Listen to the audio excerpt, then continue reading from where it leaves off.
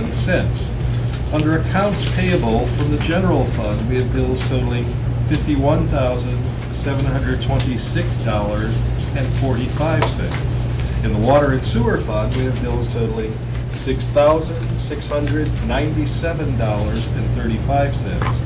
And in the capital improvement fund, we have a check for $4,294.28, which we're going to hold pending approval later, because that's for the final payment to SAE Construction for, that was the water. First meeting? Yes. Yeah. Water. Okay. Water main to the library. Did you hear that? Oh, okay. We did some construction work on the water mains at the library, and this, we're gonna pay the final bill. Yeah. All right. And these bills, when that $4,294.28 is included, will total $62,718.08. We also have bills from the police pension fund totaling $442.44. It's a grand total of $63,160.52. So is there a motion to approve paying the bills, holding the one amount, check number 28175 to SAE CERT in the amount of $4,294.28 is pending approval later on the agenda? I make a motion, we pay the bill. Second. Okay, motion by trustee Wicker, seconded by trustee Forsythe to pay the bills as noted. Clerk, please call the roll. Mr. Wicker? Yes. Mr. Forsythe? Yes. Mr. Callahan? Yes. Mr. Hack? Yes. Mr. Reichert? Yes. Mr. Hupkey? Yes. Okay, motion carries, the bills will be paid. Now we come to public comment and or questions. Sue, are you here to tell us something? New business Oh, No, this is. or no? Okay. no, You're not on it. you're not on the agenda, I don't think. So No, this is this is, Saturday. Saturday. Good evening, and sorry again to take your time, but last time I was here, I didn't have a date for you, and we have a date for our homecoming. This Saturday, the 29th. 5 of our soldiers, possibly a few more. A couple of them are going to be at family occasions, but we do have 5 coming home, and looking to close off North Street in front of the Legion to do our ceremony as we've done before, and seeking approval from all you lovely people. okay. And I think we've left this at the point of just inform us, and because we've passed on this in the past, so Yeah. I don't think it's going to take a formal motion on this, correct? We just need the date, right? Yeah. This has been an ongoing welcome home of the soldier that we have just automatically. Okay. That's okay. You're just closing Yeah. the street right in front of the VFW. Yeah, It's all- just that one. I just never like to assume, so Well, well, you should. we'll always come, and it's good to let you guys know and see all of you. What are the times? We will be actually staging at the fairgrounds, where the soldiers will all get together there. And then the parade, I have the route, will go down Wilmington Peotone Road there to Ratchie, to Corning, and then Corning to Main Street to North. Is that correct? No, Main Street to Second, and then Second Street to North. What you'll see out in the papers and whatnot, I had gone through with the path I did last in March, but you know what, town has been so supportive, I didn't want to leave out the businesses. So last minute, we just changed that route because Peotone's just been fantastic, and I don't want to forget the businesses, so we are that little change. So if you do get the paper, you'll see that, and we'll have people out there telling people that we're going to go right down Second Street. So, Okay. and everybody's invited. What time was it? I'm assuming we'll be, projecting we'll be in front of the Legion about 2 o'clock would be the actual ceremony. Okay, the parade will kick off at 1, you said. Their meeting and staging, I'm assuming will have a lot of the Patriot Guard riders, the wounded, or the Warrior Watch riders, to welcome them, and we'll parade through. I'm assuming we'll be back to the post between 1:45 and 2 o'clock, so I'm assuming that we'll do the actual presentation and honor them at 2 o'clock there in front of the Legion. And there's not gonna be any rain. I've already spoken to the man upstairs, and we're getting it all out of our system now, so. All right. So, Thank you, and we look forward to welcoming people home here. oh, me too. Thanks, guys. Thanks, Suze. All right. Any other public comment, it looks like? Reports of committees and officials. We have the clerk collector report and the treasurer report in your packet, indicating the collections that we have had within the last month. Police chief? Bill? No, I'm Anything? sorry, sir. No, I have nothing. I didn't think so, I just wanted to double check. Engineers report? No report, Mayor. Okay. Just in the committee of the whole meeting prior to this, we had gotten the update on the stoplight. Okay, old business, the retail marketing study, selection of a firm to conduct Peotone retail market study. George? The village board has received proposals from 2 national firms, Retail Coach Incorporated and the Buxton Group. The item is listed on the agenda as an action item. The board may certainly proceed with an award should you wish. However, as this evening's meeting will be the first following the presentation, this will be an opportunity for the board to provide staff with any additional questions the trustees might have for the firms. I've been able to complete the reference checks in time for the meeting. I have done some of them, but just not as quite as many as I would like. In addition, the costs quoted exceed the budget line item for the project. I am still evaluating where funding sources can be moved from other portions of the budget. I contacted the Buxton Group and expressed my displeasure in the disparity between the numbers they provided for budget purposes and their final proposal.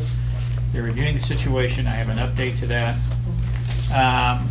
We do have breaking news, so to speak, that all this occurred after the packets were completed, and there was a memo in your board packet.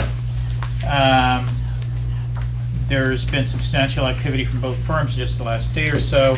The Retail Coach has offered to extend their contract by 6 months, longer than presented. I do have an email attachment with that. They don't have the revised proposal, but there is a written comment to that effect. Called the Buxton Group, and I told them I was both surprised and disappointed regarding the price and terms of their proposal. Reminded them I'd met with one of their vice presidents during budget preparation and had been given a budget figure of $38,000 per year for 2 years. Therefore, I was somewhat amazed to see a proposal for $50,000 for 3 years. They had no written records of that, and the vice president who I spoke with is no longer with the firm. However, they have sent a revised proposal for the verbal budget numbers they had provided during budget prep time. We do have a written proposal saying that they will do $38,000 per year for 2 years instead of the 50 for 3. So it's up to the board. Do you have questions? Do you want to proceed with the decision this evening? Do you want to table it for any additional information that you may have? How comfortable are you with the direction. reference checks? I'm sorry? How comfortable are you with the reference checks? Well, I mean, I have heard both of these people, both of these companies present at Illinois Municipal League. I've heard people get up and say that they did wonderful things for them. Not wonderful, but good things for them. They were good people to work with. I spoke to Coal City. Coal City is Buxton Group, and that's not one way or the other. Simply, that's one of the few I've been able to actually make contact with, besides swapping phone messages. They said they were a very good firm. They provided them a lot of valuable information. They provided so much data, sometimes it's hard to keep up with. It can sometimes be a drain on staff resources, but it was good information, to be able to provide to people. So, but that's about the extent of that I've been able to follow through with the references. Both of these, they're national firms, and both of them have developed a good reputation throughout, at least throughout Illinois. Any of the trustees have any questions that, following the presentations that both groups have made, sometimes you don't think of something on the day, but you think of it afterwards, that you would like us to follow up on? It did seem that the Buxton Group had a little bit more presence locally than the other firm, did it not? Mm-hmm. That's a general impression, yes. Yeah.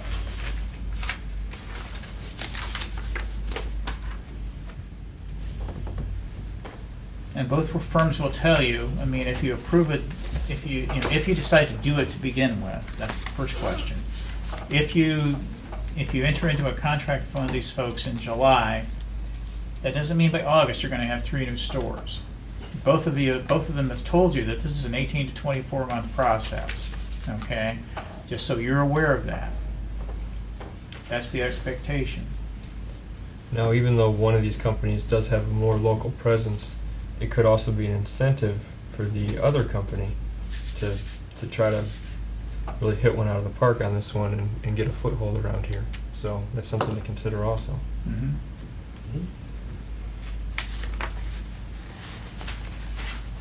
In view of the fact that we're sort of having ongoing conversations with them to, number one, get them to revise their original estimates and bring it more in line with what they had told us previously and what we had budgeted. I'm thinking, waiting until the next meeting to officially act on this will give us time to maybe tweak a few more things so that we can take, so that this is a step that we're going to take that's going to really have a huge impact on our future. And I want to make sure that everybody's comfortable with the decision we make once we make it. This was the best choice for the community. So I'm going to suggest that.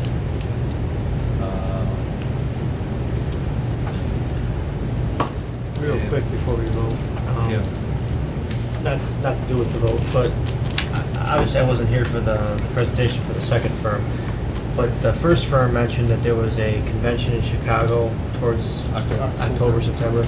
Does Buxton give us the same timeline that we'll be ready for that too, as Coach did? Well, they did not specifically mention the meeting in Chicago.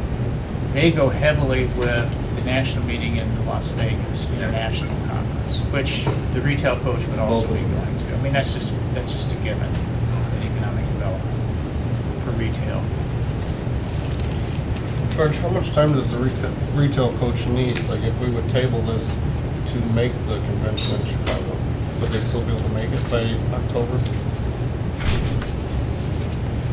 I can't say for sure. I'm sure they could have something ready for October, whether it would have been as complete. And either firm, if you look at it, it's 60 to 120 days, depending upon how quickly people get back with them and what other jobs they've got going and that kind of thing. I think if we go with Buxton, I would just like, let them know that we're interested in having something, or at least I'm interested in having being presented in October. That, Can I ask a question?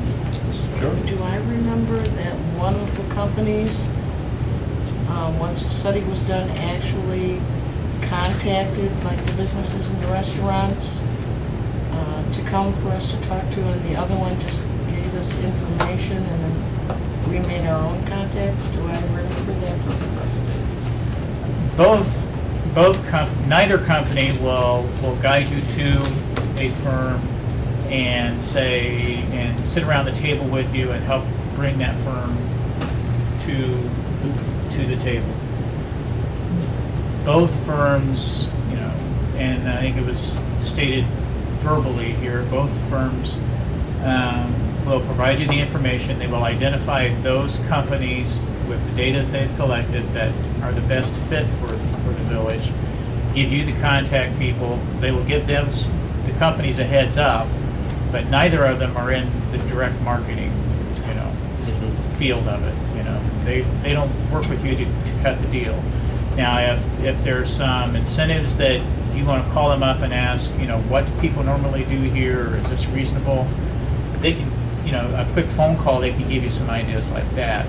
But I don't want to put forward that any of these companies will sit down with you and sit across the table, with a they're a national restaurant chain or something, and say, you really need to come to Peotone, and we're not walking away from the table until you're there. I don't want to overplay that. I think what both of them have said was, they know the parameters or what specifically those vendors are looking for, and they will give you all the right answers based upon the community, so that, again, getting back to what George said, it's up to us to sell ourselves, but we're telling them all the things that we need to tell them that make sense and are part of their business plan. If it's not, we're not talking to them, because we can filter out the ones we don't have a chance to get. Yeah, it's, simply because of our position, and that means being the end customer, we're not viewing it the way those companies view it, nor the way the retail side does. Retail side says, if I want to expand, here's the demographic that I want. And this is a lot more, as both of these companies have shown you, this is a lot more detailed than just pulling off the 2010 census. They know who in your family has what subscriptions to what magazines, they know your median income, they know what kind of car you drive, they know typically where you go on vacation. I mean, that's just out there, And the companies say, those are the kinds of people I want. The kind of people that come to my store three times a month, drive a pickup truck and subscribe to Field and Stream, or subscribe to Good Housekeeping or Psychology Today or whatever. Okay, and what these folks do is okay, we know what you want. We have, we will share that information with some of our clients, and they can contact you because they will be able to present you with studies, independent studies that we have done that say we're the market you're looking for. Okay. Retailers hate uncertainty. They know exactly what they want.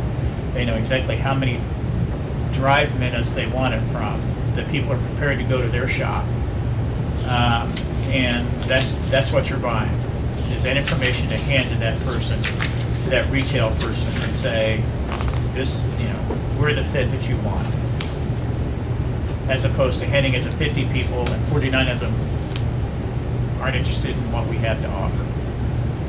Or any specific village has to offer. I don't mean to make that Peotone specific.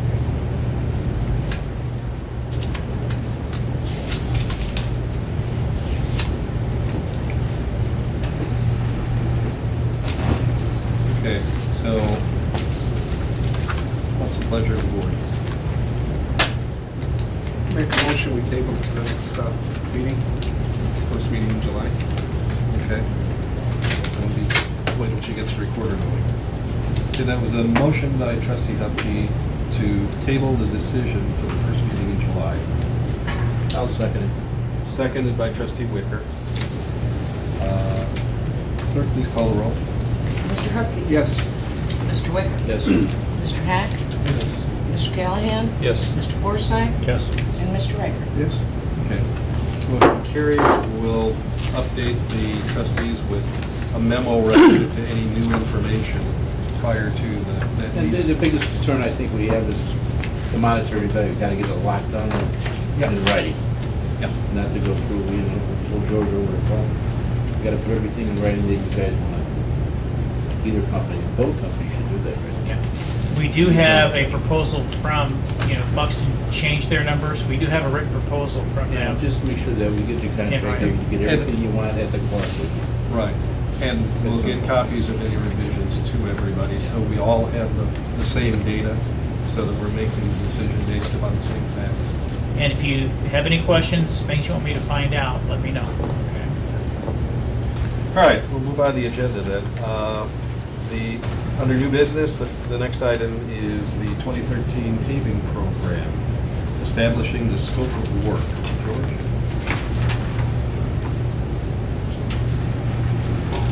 As you may recall, the village will be issuing a debt certificate in the near future, probably in July, to pay for the 2013 and 15 paving programs. Staff has prepared a scope of work for the 2013 paving program. Recommended streets are highlighted on the attached map. The streets are selected because of severe deterioration that, if continued, may lose the road base. The work will consist of a grind and pave of the existing streets with associated ramp and curb work. And basically, it's Manor subdivision, it's Crown Lane division, Manor Drive, Royal Lane, portions of Louise Lane, portions of Bonnie Lane.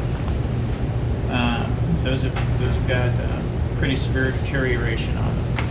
And it's localized, and by that I mean the work is condensed into one area. The benefit of that is that we get more paving done instead of paying for localization at different sites. It's a little more cost efficient. Okay. In addition to the proposed scope of work, we've received several complaints regarding the south section of Oriole Drive, kind of the bottom of the horseshoe. The balance of Oriole Drive has been completed. Because the lots in this area are vacant, the developer has not placed the final surface on this portion of the road. We have something in our subdivision ordinance that says you don't place the final lift on until 80% of the lots are built out.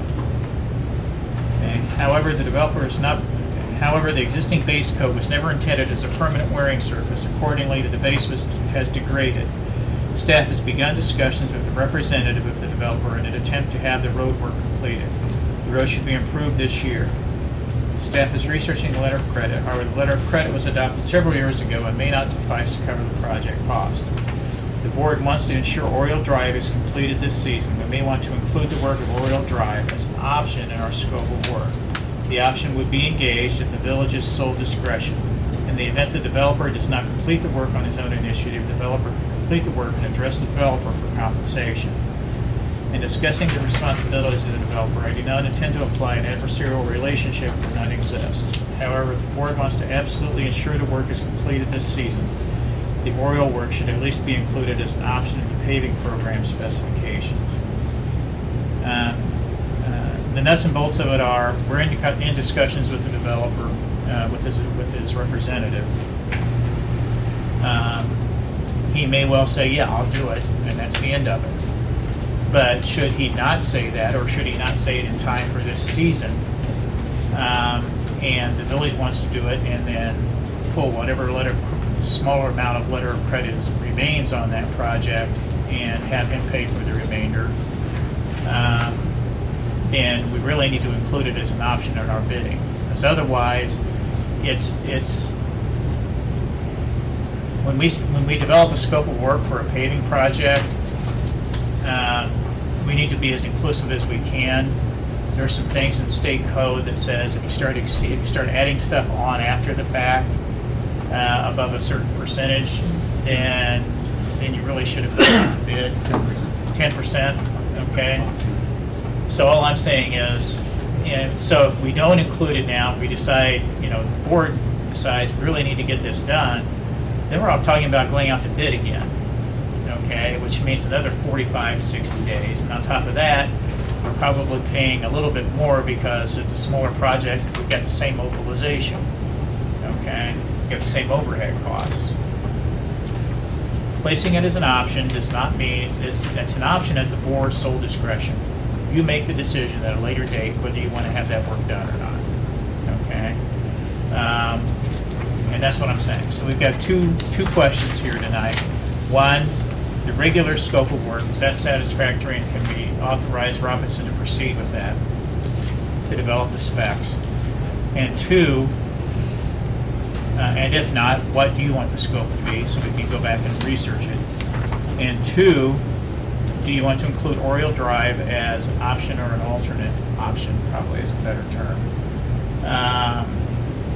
in the event that the developer, for one reason or another, has not completed it during the season? It would seem cost effective to have the alternate option of Oriole Drive to be done within the scope of this, because the contractor will have all the equipment on site, so we'll get a better price on it. So we'll get the same work done at a much better price. And as George alluded to, I think the fact that we are in discussions with the developer, we do have a letter of credit, be it not probably large enough to incorporate the whole, take care of the whole thing because of changing costs.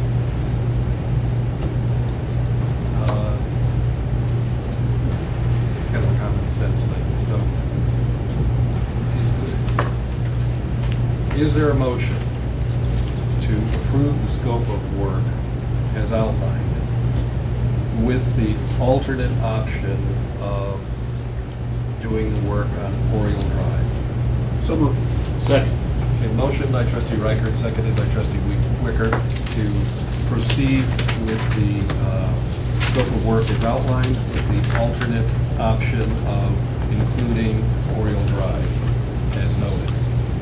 Clerk, please call the roll. Mr. Ricker? Yes. Mr. Wicker? Yes. Mr. Hack? Yes. Mr. Callahan? Yes. Mr. Forsythe? Yes. And Mr. Hupkey? Yes. Okay, motion carries. Approval given. Next item on the agenda is the ordinance related to the prevailing wage rate. And trustees, I will remind you, this is something that we're required to pass every year at this meeting in June. George, do you want to add anything to that? Each year, the village board is required by state law to adopt prevailing wage standards for designated trades. Each year, Clerk Warner goes online and pulls those down, the prevailing wage rates for Will County, and we incorporate them into an ordinance. She incorporates them into an ordinance. The rates reflect standards recognized by the Department of Labor. I say they're not open to revision or amendment, but that really means they're not open to revision or amendment now. They could theoretically go up, but if you wanted to do that. But these are the prevailing wage rates. They will change from time to time. We at least have to once a year officially acknowledge and incorporate the prevailing wage rates at that moment in time. Okay, so this would be ordinance 13-07, the prevailing wage ordinance. Do I have a motion to accept ordinance 13-07, the prevailing wage ordinance? So moved. Motion by trustee Wicker. Second. Second by trustee Reichert to approve the ordinance 13-07, the prevailing wage rate. Clerk, please call the roll. Mr. Wicker? Yes. Mr. Riker? Yes. Mr. Forsythe? Yes. Mr. Callahan? Yes. Mr. Hack? Yes. Mr. Hupkey? Yes. Okay, motion carries. Ordinance 13-07 is adopted. Now we come to the item on the agenda that I alluded to when we were paying the bills. The SAE Sarah construction pay request, the final payout. George, you want to add anything to that? SA Easter Construction was the contractor for the First Street Water Main project last year. They submitted a final pay request in the amount of $4,294.28, releasing the retainage.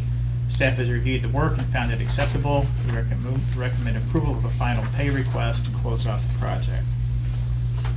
Okay, so what I'm looking at is a motion to make the final payment to SA Easter for the First Street Water Main project in the amount of $4,294.28. Motion. Motion by trustee Forsythe. Second. Seconded by trustee Wicker. He had his hand up. Clerk, please call the roll. Mr. Forsythe? Yes. Mr. Wicker? Yes. Mr. Hupkey? Yes. Mr. Riker? Yes. Mr. Hack? Yes. And Mr. Callahan? Yes. Okay, motion carries, and the final payment will be paid to SA Easter. Next item is the hiring of a police officer. The police department will soon have an opening as a result of retirement. Chief Mort, who disappeared, would like to hire a replacement officer as soon as possible to facilitate a smooth transition. The starting wage is determined by union contract, including the proposed candidate has a bachelor's degree in law enforcement related matters. So her starting salary would be $19.73, 19.73. And the person's name is Christina Andretic, Andretich. I know I probably butchered that last name. How do you spell Christina's last name? How do you say it? I think you did it fine. You didn't even hear it, you were out. I heard everything. My ears, this room is bugged. I think you did a fine, very fine explanation of it, and honestly, I just call her Andretic. Andrew Tick, okay. And I'm sure I'm as close as I can get for government work. But that is the name of the individual, the starting salary of $19.73, and effective July 8th, 2013. Okay, so is there a motion to hire the recommended applicant as a full-time full-time officer at the specified hourly rate of $19.73, effective July 8th, 2013? So moved. Second. Motion by trustee Wicker, seconded by trustee Hupkey to approve the hiring of the recommended candidate at the specified hourly rate of $19.73, effective July 1, 2013. Clerk, please call the roll. July 8th. July 8th. Didn't I say that? No, it said 1, but I had written 8. My mouth didn't say what my mind did. Okay, okay, I just want to I'm make sure. sorry. Mr. Wicker? Yes. Mr. Hupkey? Yes. Mr. Reichert? Mr. Forsythe? Yes. Mr. Callahan? Yes. Mr. Hack? Yes. Okay, motion carried, and the employee is hired as noted. And since I wrote it, I will simply maybe ask the motion, say, the recommended applicant is Christina Andretic. Okay. I didn't put that in, that's my fault. But, Okay. the motion should probably give the proper name. So. Okay. Scrivener's correction. Got it. All right. That's it. Any correspondence, communications, petitions?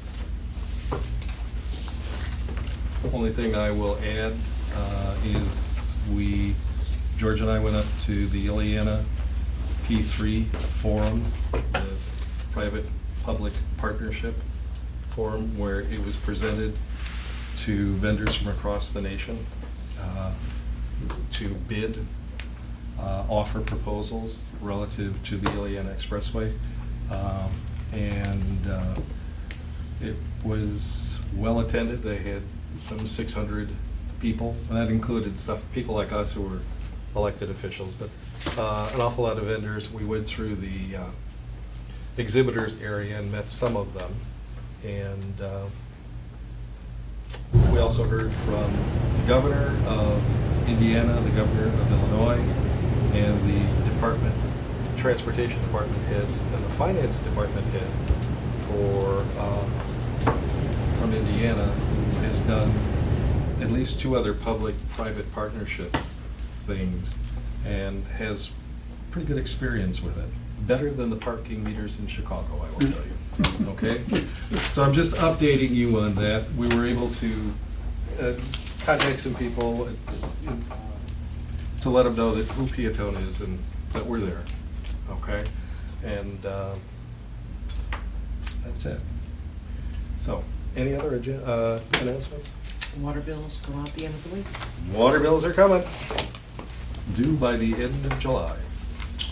Mr. Mayor, did you advise the board, apparently the governor's coming to Governor State University this week?